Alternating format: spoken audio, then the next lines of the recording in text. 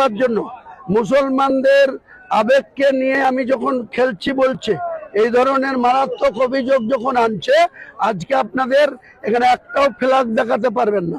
আপনাদের প্রেস কনফারেন্সটা এই প্লেসে ডেকেছি এই ববি হাকিমের মতন চুতিয়ার জবাব দেওয়ার জন্য, এই কস মুসলমানের জবাব দেওয়ার জন্য এখানে। আমি এর আগে কোনোদিন এখানে প্রেস কনফারেন্স করেছি?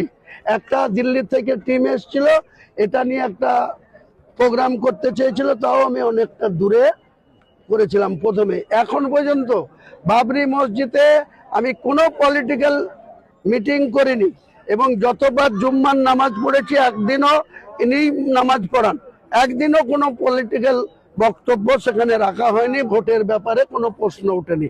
কিন্তু ববি হাকিম যদি কুমিরের কান্না কাটলে আর বাড়িতে কালী পুজো করে যদি মুসলমানদেরকে বলে হুমায়ুন কবির মুসলমানদের আবেগ নিয়ে খেলছে, ছি ছি ছি, এক বাল্লায় 1000 বার, এটাতে আমি ট্রাস্টের কর্ণধার। আমি এখন রিজাইন করেছি, কারণ ভোটে লড়তে গেলে রিজাইন করতে হয়, আপনি জানেন। এই যে আমার আরেকজন প্রার্থী, এই ট্রাস্টের প্রেসিডেন্ট, উনিও রিজাইন করেছেন, উনি 64 মুর্শিদাবাদের প্রার্থী ডক্টর হাসনাত সাহেব। আমিও এই দ্বিতীয় কর্ণধার এই বাবরি মসজিদের, আমিও মনোনয়ন করার আগেই রিজাইন করেছি। গতকাল এখানে একজন ট্রেজারার ছিল, দুজন ট্রেজারার, একজন মূল ট্রেজারার, একজন ভাইস ট্রেজারার। ভাইস ট্রেজারার হচ্ছে আমিনুল, আর ওর নাম হচ্ছে মাইনুল, ডাক নাম রানা। সে শুভেন্দু অধিকারীর বাড়ি গেছে, শুভেন্দু অধিকারের বাপ নাকি ওর। এই মাইনুল একটা মুসলমান ছেলে, বেলডাঙ্গার যে জেলা পরিষদের সভাধিপতি আছে আতিবুর, তার নাতি, সহকারী সভাধিপতি, তার নাতি। তার বড় দাদা যে মজিবর ছিল সিপিএম এর নেতা, জ্যোতিবাবুর আমলে যে মার্ডার হয়েছিল বেলডাঙ্গার মির্জাপুরে, তারই মেয়ের ছেলে এই মাইনুল। সে বলছে বেলডাঙ্গায় আমাকে টিকিট দিতে হবে। আমি বলেছি তোমার যোগ্যতা নাই যে বেলডাঙ্গার মানুষের কাছে হাসানের বিকল্প বা আমার দলের প্রার্থী হও। যেদিন থেকে তাকে প্রার্থী না করে শোয়েব আহমেদকে প্রার্থী করেছি, সেই দিন থেকে সে অনেক কিছু, বীরভূমের আমাদের অধ্যাপক কলিমউদ্দিন সাহেব আছে জেলা সভাপতি, এখানে বাদ দিয়ে ওখানেও দলের বিরুদ্ধে কথা বলছে, আরো অন্য জায়গায় দলের বিরুদ্ধে মেসেজ করছে। তার জন্য তাকে কোনো কিছু করা হয়নি। এমনকি ট্রেজারারের যে ভূমিকা, যে স্টেটমেন্ট জানতে চাওয়া, এসবিআই ব্যাংকে থেকে মেল করলে পাওয়া যেত, সেটাও আমি অফ করেছি একটাই কারণে, এই ধরনের ছেলে যে শুভেন্দুর বাড়িতে গিয়ে তাকে বাপ বলে, তার কাছে মাথায় ঠুকে, শুভেন্দু এখানকার যে প্রার্থী হয়েছে ভরত ঝাওয়ার, তার মাধ্যমে আমাকে প্রার্থী করতে বলছে, তার ছেলের মাধ্যমে।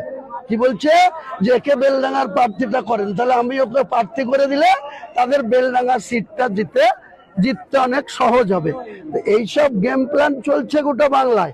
হুমায়ুন কবির 43 বছরের রাজনীতিতে অনেক কিছু সহ্য করেছে, অনেক কিছুর জবাব দিয়েছে। 2026 সালের নির্বাচনেও এর জবাব দেওয়া হবে। আমি বলছি এমন কিছু তথ্য ও জানে যেগুলো কারুর কাছে নেই, শুধু ওর কাছে আছে। অভিষেক বন্দ্যোপাধ্যায় বলছেন এত কিছু করছো তোমরা, তোমাদের সাংবাদিকদের বিরুদ্ধে উনি মামলা করে দিতে পারেন, এখনো হুঁশিয়ারি দিচ্ছেন দেমাক। কিন্তু আপনি কি দেখলেন দুদিন? এই ঔদ্ধত্য, এই অহংকারের জন্যই তো এই পতন হয়েছে। আজকে আমি তোমার চ্যানেলে ফার্স্ট টাইম, বঙ্গ টিভিতে, সাংসদরা দিনের পর দিন, আমি নাম করছি না কারণ তাদের সাথে আমার ব্যক্তিগত সম্পর্ক, তারা এখনো সাংসদ, দিনের পর দিন অভিষেক বন্দ্যোপাধ্যায়ের অ্যাপয়েন্টমেন্ট পায়নি। তাদের ক্যাম্যাক্স স্ট্রিটে গিয়ে সুমিত রায়ের সাথে মিটিং করতে হতো। বিধায়ক, জেলা সভাপতি যারা 3 বারের বিধায়ক, 40 বছর ধরে রাজনীতি করছে, তাদের 5-6 ঘন্টা ফাঁকা আকাশের নিচে বসিয়ে রাখা হতো। প্রচুর অন্যায় অহংকার হয়েছে, তার জন্যই আজকে পতন হয়েছে। কিন্তু এখনো যদি বুঝতে না পারে তাহলে আমি জানি না কি হবে। যুবরাজ একটা কথা বলেছিলেন সংসদে দাঁড়িয়ে, আজকে সেই কথাটা আমার মনে পড়ে যাচ্ছে, একদম ওনার জন্য ফিট। কুর্সি কি পেটি বাঁধ লিজিয়ে মৌসম বিগড়নে वाला, পালানোর পথ পাবে না। যা হচ্ছে সামনে, পালানোর পথ পাবে না। এবার যদি ওপরের মহলে কোনো খেলা হয়ে যায় সেটা আলাদা ব্যাপার, আমরা সেটা জানি না। গ্রেপ্তারি অভিষেক বন্দ্যোপাধ্যায় নিশ্চিত। মানে আপনি একটা মানে তুমি একটা জিনিস দেখো আজকের দিনে, আচ্ছা আমি একটু খুলে বলি, মমতা বন্দ্যোপাধ্যায়ের সাথে এখনো তো সৌগত রায়, কীর্তি আজাদ, মহুয়া মৈত্র, কল্যাণ বন্দ্যোপাধ্যায় দাঁড়িয়ে আছে তো তার পাশে, তাদের নামে তো ইডি সিবিআই হয়নি, এখনো হয়নি তো। আজকে তুমি দেখো বাংলায় গরু কেলেঙ্কারি কার নাম? অভিষেক ব্যানার্জি। কয়লা অভিষেক ব্যানার্জি, বালি অভিষেক ব্যানার্জি, শিক্ষক দুর্নীতি অভিষেক ব্যানার্জি, সই জাল অভিষেক ব্যানার্জি, আচ্ছা তারপরে আবার কি উস্কানিমূলক ভাষণ অভিষেক ব্যানার্জি, আর আজকে সকালে আবার বিষ্ণুপুর থানায় 250 কোটি টাকার আবার নতুন এফআইআর হয়েছে। তো একজন ব্যক্তির নামই আসছে কেন? তুমি আজকে আমার বাড়িতে বসে আমার ইন্টারভিউ নিচ্ছ, আমার বাড়িতে ইডি সিবিআই এসছে? আমার বাড়িতে আমার নামে আজকের দিন অব্দি বাংলায় কোনো এফআইআর হয়েছে? হয়েছে? তো কেন? ধোঁয়া সেখানেই ওঠে যেখানে কিন্তু আগুন থাকে।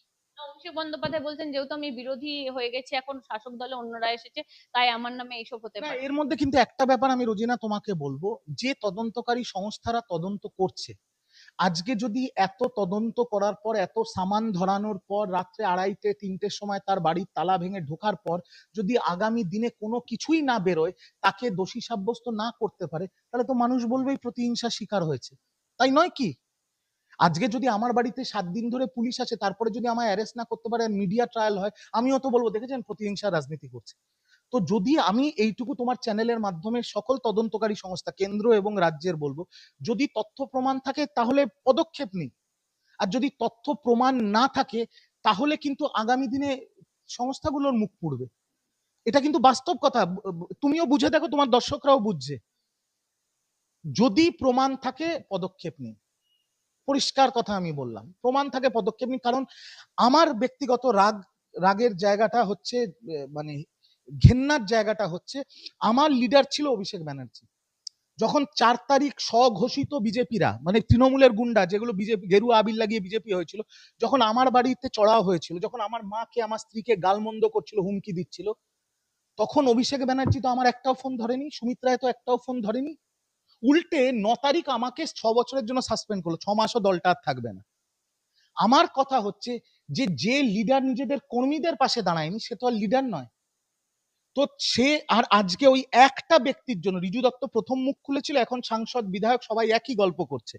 তো যে ব্যক্তির জন্য তৃণমূল কংগ্রেস শেষ হয়ে গেল, তৃণমূল কংগ্রেস মাটিতে মিশে গেল, যে ব্যক্তির জন্য তৃণমূল কংগ্রেসের এত মান সম্মান ডুবে গেল, আমাদের মতো কর্মীরা সাফার করছে, আমরা তৃণমূলের থেকে 1 পয়সা নিইনি, কোনো অবৈধ নির্মাণ, তোলাবাজি, এইসব সিন্ডিকেট কিচ্ছু জীবনে করিনি, আজকে আমরা তো অথই জলে পড়ে গেছি, আমাদের কি দোষ ছিল? তো যার জন্য এগুলো হয়েছে, যদি এত সমন সমন খেলা যে হচ্ছে, সিআইডির সমন, ইডির সমন, সিবিআই এর সমন,